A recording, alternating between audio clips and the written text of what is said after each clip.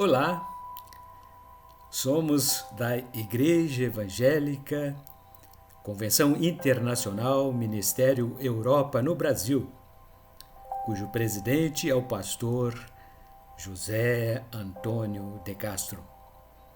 Nossos endereços: Rua Belém, número 347, bairro Santo Agostinho, Volta Redonda, Estado do Rio de Janeiro.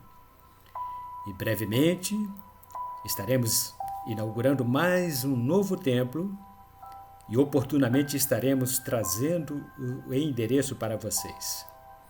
Também temos as nossas filiais na cidade mineira de Santa Rita de Jacutinga e o município de Porto Real, Rua 9, número 25, bairro Freitas Soares, Estado do Rio de Janeiro, cujo dirigente é o pastor José Geraldo. Compareça em uma de nossos endereços todos os domingos, a partir das 9 horas, estaremos reunidos para estudarmos as nossas lições bíblicas, e a escola dominical é considerada a melhor escola do mundo porque trata da palavra de Deus. Tive a honra e o grato prazer de ser o comentarista de mais uma lição, Ebenezer Dominical. Esta é a nossa revista oficial. E o nosso tema deste trimestre, o avigoramento em vasos de barro. Durante este trimestre, estaremos estudando sobre a importância do avivamento para a cura interior. E neste domingo, dia 10 de abril do ano de 2022, estaremos comentando a nossa lição número 2, que tem por tema Defrontando os arroubos do coração. Epístola de Paulo, 1 a Coríntios, capítulo 3, versículo 6, meia dúzia. É o texto base do nosso texto áureo, que assim diz: Eu plantei, Apolo regou, mas Deus deu o crescimento. E como verdade aplicada, nós comentamos que a resposta correta para um verdadeiro avivamento tem sua origem no crescimento quantitativo com qualidade. Todo crescimento resulta do processo multiplicativo e da diferenciação determinante das alterações progressivas nas dimensões de um corpo. E temos por objetivos desta nossa lição os seguintes: explicar o sentido da lei universal da semeadura. Os nossos textos de referência estão fundamentados também na carta de Paulo, 1 a Coríntios, capítulo 3, a partir do versículo 6 até o versículo número 11. Paulo assim escreveu: Eu plantei, Apolo regou, mas Deus deu o crescimento. Por isso, nem o que planta é alguma coisa, nem o que rega, mas Deus que dá o crescimento. Ora, o que planta e o que rega são um, mas cada um receberá o seu galardão segundo o seu trabalho. Porque nós somos cooperadores de Deus. Vós sois lavoura de Deus e edifício de Deus.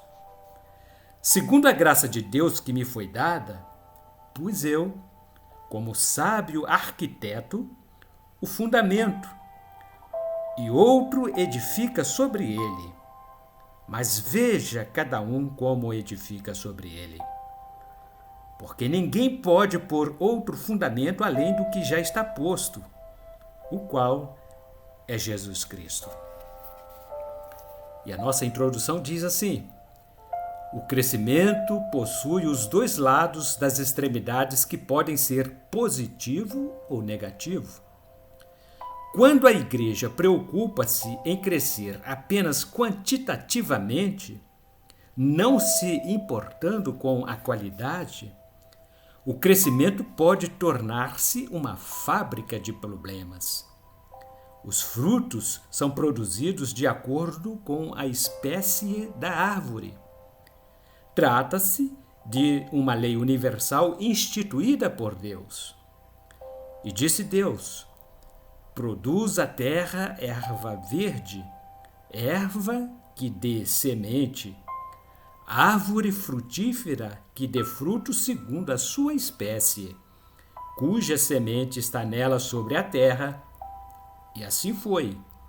Capítulo 1 do livro de Gênesis, versículo 11. O nosso tópico número 1 tem por título Semeando e Colhendo. Conforme ocorre com a lei natural, também a espiritual está destinada por Deus a cumprir o seu papel para a qual foi destinada. É importante notar que a ignorância não é capaz de impedir a operação da lei universal da semeadura e colheita.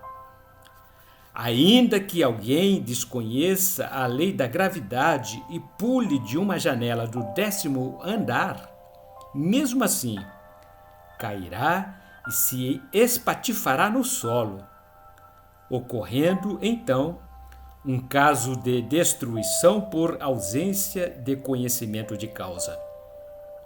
Leiam Oséias, capítulo 4, versículo 6. E no tópico 1.1, o título é A Ansiedade é um Veneno. E qual de vós poderá, com todos os seus cuidados, acrescentar um côvado à sua estatura? Evangelho de Mateus, capítulo 6, versículo 27. Já ouvi alguns pastores dizer para a igreja: não está satisfeito? A porta está aberta. Deus levanta mendigos em seu lugar. Ninguém consegue aumentar 45 centímetros em sua estatura de um dia para o outro. O crescimento natural demanda tempo e saúde. Jesus advertiu isso aos seus discípulos. Muitos líderes eclesiásticos esquecem que pessoas provadas e aprovadas requer tempo e paciência para a formação. Descartam os recursos humanos que possuem, ficam ansiosos e acham que o crescimento sem um preparo é fator de sucesso espiritual. Não sabem que a formação do caráter de alguém dá muito trabalho e pode levar bastante tempo. O desejo veemente e impaciente é um veneno.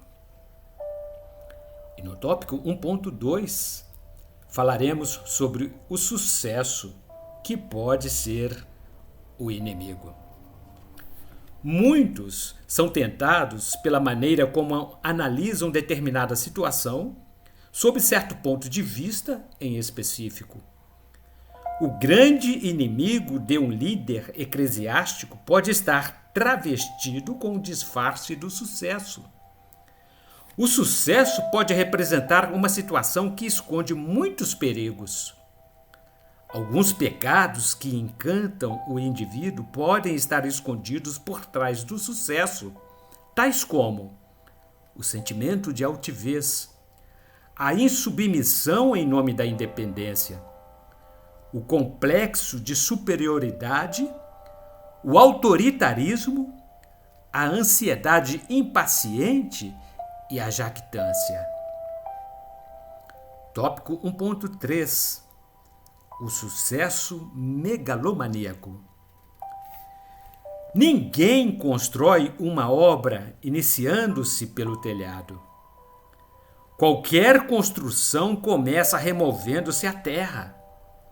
Efetua-se a retirada de entulhos do terreno para então dar-se o início ao alicerce. Os que realizam esses serviços precisam pisar no barro. Depois fundam bases sólidas para que o imóvel tenha sustentação e segurança, para nesse estágio começarem a agregar os tijolos que se ligam um ao outro pelo cimento. A mania de grandeza é o caminho mais rápido e fácil para a soberba humana. O orgulho asfixia a humildade, a fidelidade e a unidade. No tópico 2, falaremos sobre a autoglorificação, egolatria que intoxica. A defesa da própria identidade e a tentativa de se impor à aceitação do meio em que vive, bem como o desejo exacerbado de ter fama, é o prenúncio de uma personalidade sem equilíbrio e insegura. O rei Saul construiu uma estátua de si mesmo, com a finalidade de perpetuar a própria memória. Seu reinado foi repelido por Deus e o seu fim foi o suicídio. Muitos, ainda hoje, constroem sua própria identidade no intuito de autoglorificação por suas obras. Outros saem em busca de privilégios, confiam em homens e não na aprovação de Deus. A cobiça pela glorificação de si mesmo tem sido a ruína de muita gente que não percebe que a egolatria intoxica e mata. Tópico 2.1. A arma estratégica é o evangelismo. O maior estratagema usado para alcançar o verdadeiro crescimento é o evangelismo. Quando a igreja deixa de desempenhar o seu papel de abençoar pessoas, ela tem pouca ou nenhuma perspicácia para perceber e entender as coisas e se transforma num casulo onde permanece violentamente usurpada por líderes inseguros que não mais dão ouvidos à voz do Espírito Santo. O atendimento à grande comissão é a chave do real avivamento e da unidade do corpo de Cristo. Tópico 2.2. Seguir o coração é perigoso. Enganoso é o coração, mais do que todas as coisas, e perverso. Quem o conhecerá? Livro do profeta Jeremias, capítulo 17, versículo 9. Não existe algo mais enganoso e irremediável do que o coração do ser humano, e quem será capaz de conhecer o próprio coração? É muito comum ouvirmos pessoas dizerem que se deve seguir os desejos do coração. Possivelmente, também a ouvimos falar dentro das igrejas. Existem algum respaldo bíblico para estas expressões? O coração do homem é pecaminoso e corrupto. Segui-lo cegamente pode parecer perigoso, porque o pecado e a corrupção promovem cegueira espiritual e obscuridade, enganando-nos facilmente e controlando nossa vontade. Item 2.3. O coração é enganoso. Porque eu sei que em mim, isto é, na minha carne, não habita bem algum, e com efeito o querer está em mim, mas não consigo realizar o bem. Epístola de Paulo aos Romanos, capítulo 7, versículo 18. Essa é a real situação do coração do homem. Confiar nele cegamente, sem pedirmos para Deus sondá-lo, tem sido a causa primordial da queda de muita gente. Sonda-me, ó Deus, e conhece o meu coração. Prova-me e conhece os meus pensamentos, e vê se há em mim algum caminho mau, e guia-me pelo caminho eterno. Livro de Salmos, número 139, versos 23 e 24. Davi implorou a Deus para que lhe desse um novo coração. Cria em mim, ó Deus, um coração puro e renova em mim um espírito reto. Livro de Salmos, número 51, versículo 10. E no tópico número 3, afinal, o que é o coração? A Bíblia faz referências ao coração do ser humano. Os povos antigos sempre pensaram que as decisões tomadas pelas pessoas, os seus sentimentos e até mesmo o processo de formação dos pensamentos tinham origem no âmago do coração. O coração, em alguns casos, segundo a Bíblia, é o órgão onde se efetua a vontade do homem, sua conduta e propósitos, bem como a fonte de suas ações e palavras. O coração representa o núcleo do conjunto de qualidades que definem a individualidade e a moral de uma pessoa. O coração é essencialmente o eu. O coração permite que a pessoa possa ter a opção de escolha entre o bem e o mal, entre o certo e o errado. A consciência transfere a mensagem para o coração e ela realiza a escolha. Daí a necessidade de manter o coração em perfeita conexão com Deus, a fim de que possa sempre optar pela escolha do bem. Quando o coração sofre influências externas que o levam às práticas impuras, ocorre a cegueira espiritual e ele se mantém confuso, não conseguindo discernir entre o bem e o mal. Com que purificará o jovem o seu caminho? Observando-o conforme a tua palavra. Salmos número 119, versículo 9. Item 3.1. Coração puro e impuro. Os bebês nascem com o coração puro. Ele se torna impuro com o tempo por causa do pecado. O coração torna-se limpo quando a pessoa toma a firme decisão de abandonar a vã maneira de viver e se entregar a Jesus, a fim de que ele purifique o coração do pecador. Salmos número 51, versículo 10. Cria em mim, ó Deus, um coração puro e renova em mim um espírito reto. Quando há arrependimento, um novo ser é gerado pelo Espírito Santo.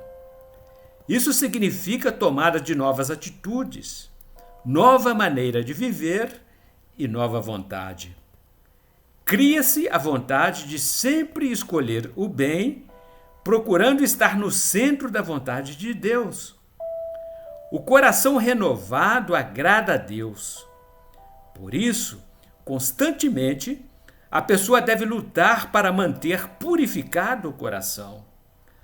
A luta não é contra a carne e o sangue, mas contra as forças espirituais para mantê-lo puro. Epístola de Paulo aos Efésios, capítulo 6, versículo 12.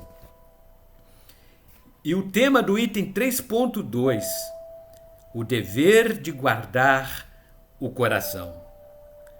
Sobre tudo o que deve guardar, guarde o teu coração, porque dele procedem as saídas da vida. Livro de Provérbios, capítulo 4, versículo 23.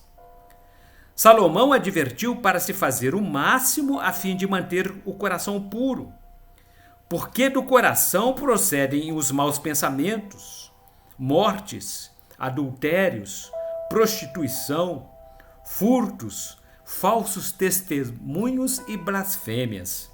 São essas coisas que contaminam o homem, conforme Evangelho de Mateus, capítulo 15, versículos 19 e 20. Mas do coração também procedem as saídas da vida. As resoluções tomadas após o julgamento, as ações, os comportamentos manifestados em função de estímulos, o modo de sentir, pensar, raciocinar sobre determinadas coisas, as palavras que saem do coração podem ser puros ou impuros, dependendo das condições internas e das decisões tomadas. Eles afetam diretamente o relacionamento da pessoa com Deus, porque dele procedem as saídas da vida. Item 3.3. Coração puro e vida abundante. O coração limpo dá origem à vida santificada. Já o coração impuro, tudo o que dele resultar será algo que foi adulterado por causa da introdução de elementos estranhos. As ações são produtos do que está no coração. Jesus disse isso claramente. Pois do que há em abundância no coração, disso fala a boca. O homem bom tira boas coisas do bom tesouro do seu coração, e o homem mau, do mau tesouro, tira coisas más. Evangelho de Mateus, capítulo 12, versículos 34 e 35. A boca expressa o que a mente pensa, o corpo age.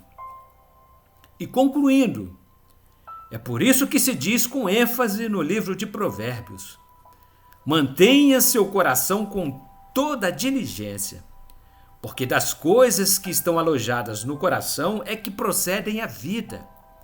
O coração do homem é enganoso, mas há uma saída de Deus para o homem. O Senhor sonda e conhece os corações. Ele tem poder para transformar sentimentos. Os obstáculos são rompidos pelo conhecimento da verdade. Ser ousado como Davi é pedir a Deus que sonde o coração e livre dos caminhos maus. No próximo domingo, aqui retornaremos com a nossa lição número 3 e estaremos falando sobre o sustentáculo do avivamento. Ebenezer Dominical é a nossa revista e durante este trimestre estaremos falando sobre o avigoramento em vasos de barro. Esteja conosco todos os domingos, a partir das 9 horas, na Escola Bíblica Dominical. Nossos endereços, repetindo: Rua Belém, número 347, bairro Santo Agostinho, Volta Redonda, e Rua número 9, 25, bairro Freitas Soares, município de Porto Real, estado do Rio de Janeiro. Também temos a nossa filial no município mineiro de Santa Rita de Jacutinga. Estejam conosco, faça-nos uma visita e certamente Deus estará trazendo mensagens edificantes para os nossos corações. Até lá, e que Deus a todos, de forma abundante, continue abençoando.